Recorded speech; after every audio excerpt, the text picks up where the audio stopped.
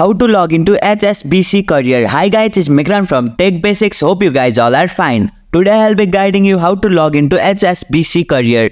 Login in HSBC Career is quite easy, so without any delay, let's get started. Open your web browser, launch your preferred web browser on your computer, visit HSBC Career, type HSBC Career, login into the address bar of your web browser and press enter. Find the login option. Once you are on the HSBC Career homepage, click on My Profile and accept Tom and it will take you to the login page. Scroll down to proceed to the login page. Enter your credential. On the login page, you will typically see fields to enter your username or email address and your password. Input the username or email address associated with your HSBC Career account in the designated field. Then enter your password in the provided field. If you have forgotten your password or username, click on Forgot your password or username. And if you don't have an account yet, click on New User to create one. Click on Login. After entering your credential, click on the Login button to proceed. Verify if necessary. Depending on your account setting, you may need to complete a verification step. This could involve entering a verification code sent to your email or phone number.